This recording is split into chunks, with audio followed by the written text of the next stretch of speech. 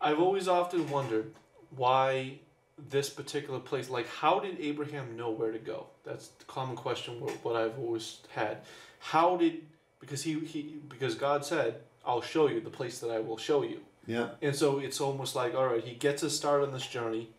He intuitively seems to know where to go, in the direction anyway. Yes. And then God, on the way, shows him where to go. He says, oh, by the way, it's over here. It doesn't even do that in No. in the Torah. Huh. Maybe in commentaries. Yeah. He seems to know to go to Canaan. And that's where his father wanted to go. So, do you think his father's dream, that could be influences the words he hears? I think so. Why not? He was, okay, my dad couldn't do it, I'll do it. Right. And Take on the... So psychologically we could understand this too. Yeah. And they come to Canaan, and the first thing they do is they go to a great oak tree. It's a sacred oak tree. And here it says he sees God. I wish I brought my my Torah, but I didn't, to get the exact words.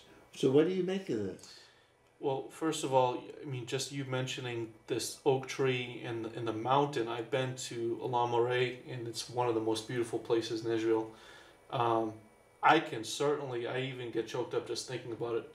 I mean, just the view itself, overlooking all that land, and when God says all this will be yours, I mean, God is giving a plot of land, His creation. He's giving. Well, it belongs to the Canaanites, though. At that time.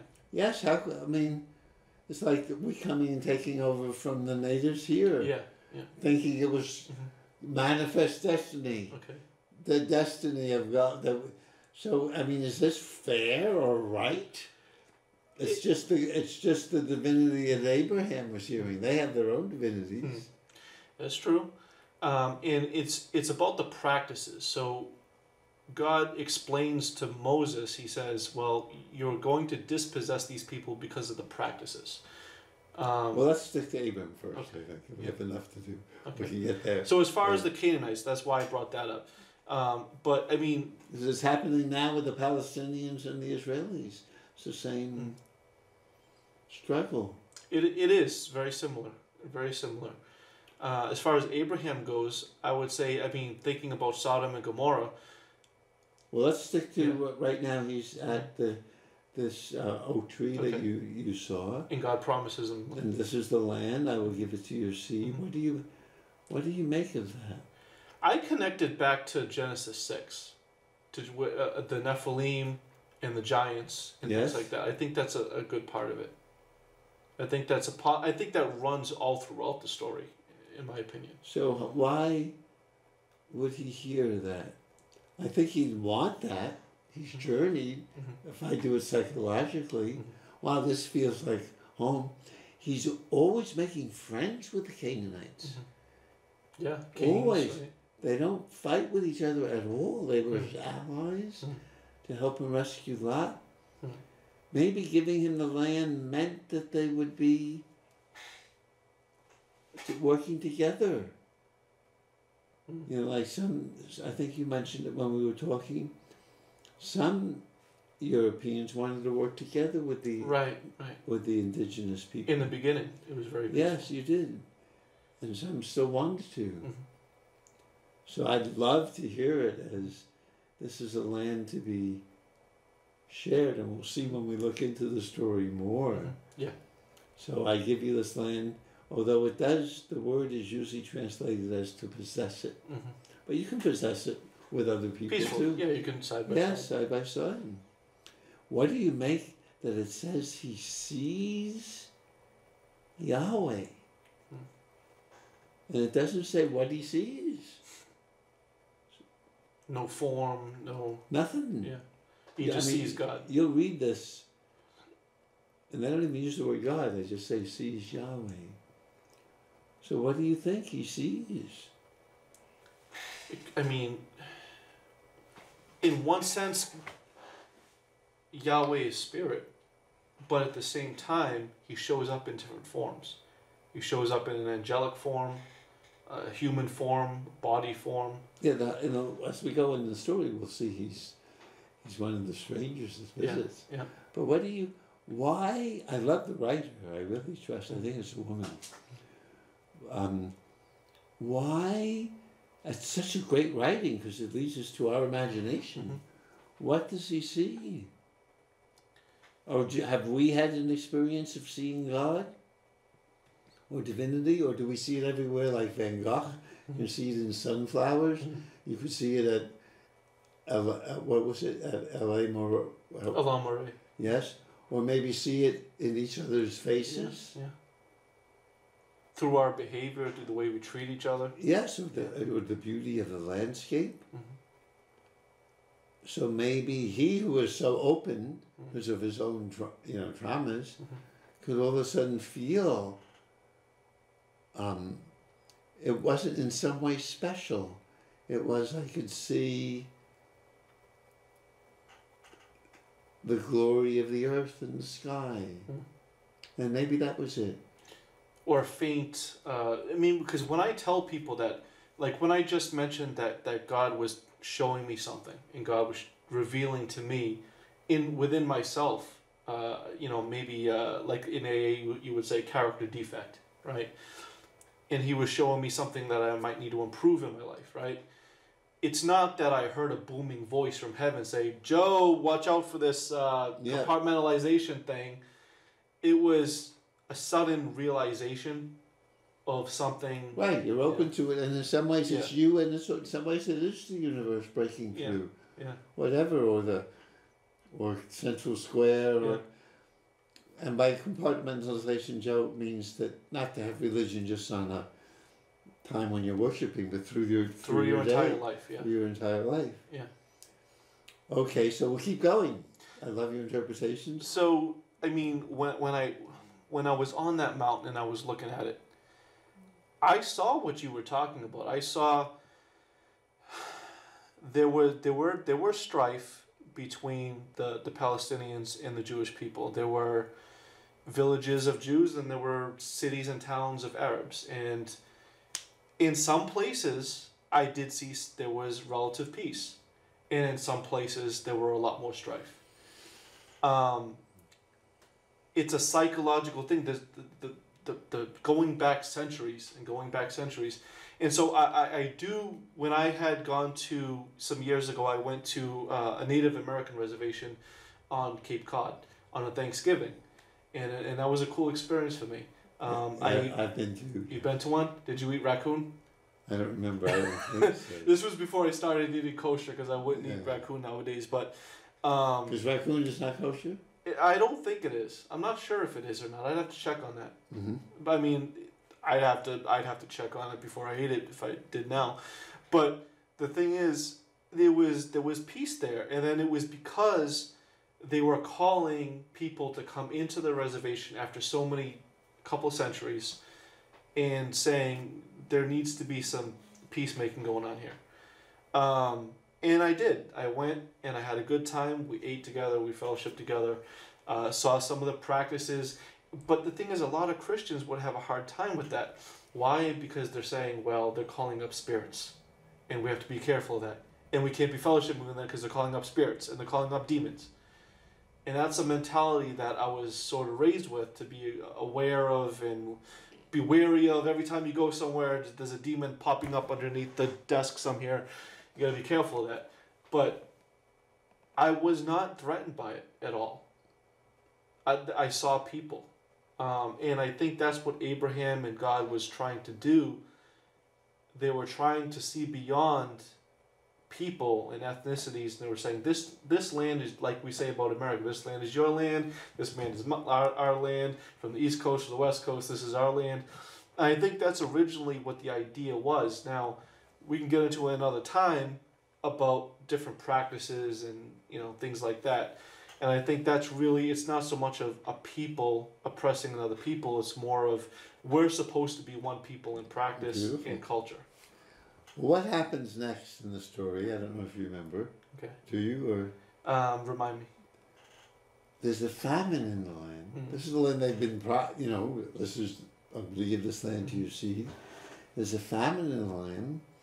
And our buddy Abram, he was called Abram then, goes to Egypt and asks his wife, Sarai, his half-sister, "You're so beautiful." First woman ever called beautiful in the Bible. "You're so beautiful, they're going to kill me and take you. Now the ages they give in the Bible are Abraham is 70 and she's 60, but there's 2 harvests in the Middle East at least.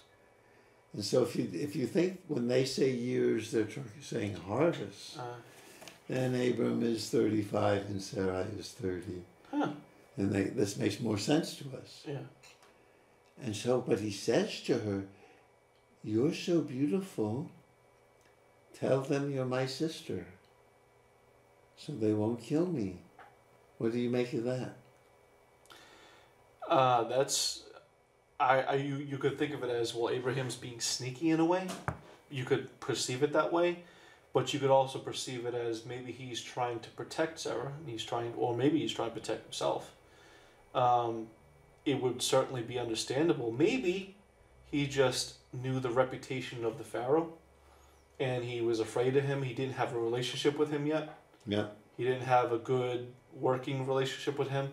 So maybe there was just no trust between him and the Pharaohs. Maybe it was a tribal thing. Maybe he was like, well,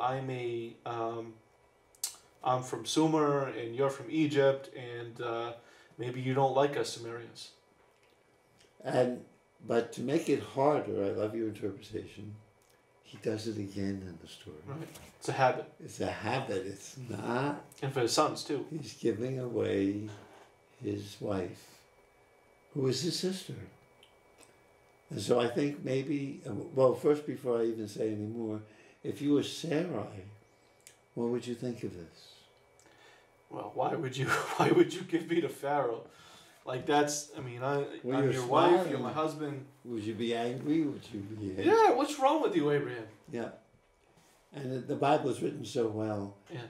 It doesn't even have her saying it. No complaint. She doesn't say it. He says it. He asks her to say it. Well, she seems like a feisty woman. Yeah, she's a goddess. Yeah. And so she's taken by Pharaoh. And taken means when Abraham married her, the word is he took her. That's what you did with a woman then. And Pharaoh takes her and sends Abram many gifts.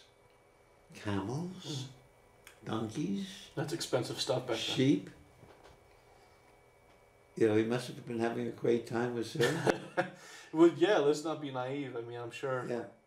And men servants and maid servants, including probably Hagar, maybe. Yeah. Come back, we'll be in the story later. So if you were Abram and receiving all these gifts, what would you be feeling and thinking? Maybe he's trying to buy him off. In what way? Maybe sending gifts is trying to solidify it in a way. He's trying to say this. Yes, maybe you're his brother. He thought it was her brother. Thank you for your this amazing woman. Right. And if you're, and this could have been the end of them. They didn't know they'd ever get back together again. Abram doesn't pray. Yeah, I didn't think of that. Yeah. No praying. Right. Abram We know the story, but back they didn't know the story. No, Abram doesn't pray. Yeah. Doesn't ask Yahweh for help. Yeah. What's going on here, God? Sarai doesn't. Yeah. Now it does say in the Torah, in Genesis, you could all check this out, Genesis 11:28 to Genesis 25 through Genesis 25. The whole story of Abram is in about 14 chapters. 11 to 25, yes, 14. So it says that Yahweh causes a plague to break out in Pharaoh's household. What do you think that would mean? Well, God seemed to have been serious about his promise to Abraham, and he wasn't going to let the king of Egypt get in the middle of that. He certainly took his time. Yeah, he has his own timing. You know, God stands outside of time, so I mean, he probably knows, just like a chess game, he knows Pharaoh's next move before he makes it. Yes, I love your interpretation. I like to look at it more humanly. Okay. What did Sarai bring to Pharaoh? I mean, if we wanted to be crass, we could have her body. Yeah, or something, maybe some disease. Huh? That because plague breaks out, or maybe this is my way of understanding it. She was married to Abram, and that bond. Maybe Pharaoh, in making love with her, it says he took her. He really took her as a wife. If something was wrong, if you were with another man's wife, something, and it could have disturbed him and his soul, and that could have been the plague. I like to look at it. You mean like a mass STD, or just psychologically. Yeah. Affected a friend of mine a friend of mine in California who took another man's wife. They were having a great time, but he didn't like it. Right. She was guilt-ridden, making love to her husband still. Yeah. He didn't like that. He said, if you're with me, I want you to be with me. So I think Pharaoh, something was really disturbing to Pharaoh. Especially since Sarai. I'm sure it would be. Sarai seemed to have been something else as far as some expert in the ways of love. Or it's like she wasn't enjoying it because she knows that she's married. That too. Yeah. And Pharaoh certainly, I mean, he abducted her. Yeah. Really. Yeah. So when the plague comes, somehow they find out that Sarai is Abram's wife. Maybe Pharaoh said, why? And she told him maybe. He calls Abram and he chews him out. Why didn't you tell me? Why did why did you lie to me? And Abram doesn't say this time what he does the next time when he gives her away. He doesn't say, she's my half-sister, I didn't lie. And Pharaoh lets him take the gifts. Has a guard of soldiers escort them back to Canaan. And now they have meant much more wealth. He was scared of him, even the great Pharaoh, who respected them, or both. If you were Sarai and Abram, how would you feel about each other now as you're going back to Canaan, much more wealthy? There's negative words of a man who gives his woman away and gets paid for it. We don't have to say them. This is a sophisticated audience. But how would you feel to each other? Yeah, I'm sure it could, as you say, looking at it humanly, on a psychological level, I'm sure it could create some friction from then on. You're kind. Yeah, well, to say the least, right? And from then on is a nice way of putting it. So this maybe will not be forgotten. No, for a little while, at least. For quite a while. Women don't forget very easy. So then the story shifts to Lot. And they both are wealthy now. Abraham might have shared his, and they have herds of sheep and goats. And they're so rich can bring money, problems, that their workers, their herdsmen, start fighting each other over grassland. And Abram hears about the fight, and good man that he is, he seems to not be so good to Sarai, who was probably a handful. But he tells his nephew, he says, you're my brother, which is very nice. And let that not be a quarrel between us. Why don't you take, and he seems to be good at giving people away, Abram. When there's trouble, okay, let's split, help, or somewhat like that, or have been, no more. Sounds like myself in a way. Yes, I'm faithful to the end to whoever I'm a friend of. So, it took a long time to learn that. And he tells Lot, pick wherever you want to go, I'll go the other way. And Lot, being a young kid, maybe 20, sees the big city of Sodom, Sodom, says, I'm going to go there. And so Lot leaves. And often when people leave, not when Sarai left, but when Lot left, then in his, probably he loved, this was his son, his nephew's son. And then when he's emptied out this way, he feels divinity again. And he hears saying, walk through the land, and wherever you walk, it will be yours. As if that's going to take the place of losing Lot. Right. But he starts walking, and maybe that walking, you walk a lot too. That walking is helpful. And it's not a lot of land. You can't walk that much. That's all the promise is at the moment. So what do you make of that? I'm sure he loved his family. I'm sure he loved Lot. Maybe they were just, like you said, he was a young kid, and he wanted what he wanted, and Abraham wanted what he wanted, and for peace sake, they split ways. I think it's possible that Abram knew where he had to go and what he had to do, and that could also account for the split as well, because Abraham didn't have business in Sodom really. He knew where he was supposed to go, and Lot was like, well, I got stuff to do over here in Sodom. Yeah. So I'm gonna go this way. You go that way. I'll see you another time. And then it was a compromise. And then the story switches to a military engagement. Yeah. There's a big king, Kedorlaomer. 5 against. Yes. Something like that. 4. Yeah. You know the story. Yeah. And because the people in Sodom were revolted, they were a vassal state. They were controlled by Kedorlaomer. And Kedorlaomer comes with other kings, and they conquer Sodom. And a messenger comes to Abram and says, your nephew has been kidnapped and taken away. Yeah. So how do you feel now if you're Abram? I caused it. Wow. I left him there. Yes. So now he's, because of me, and I keep giving people away. So maybe the conflict is internal, where he, like I said, he knew where he had to go, but Lot knew where he had to go. But he's like, well, what's going on here? Because as soon as I left, now he's in trouble. And now I got to go back. Now I got to take responsibility and go back. He does.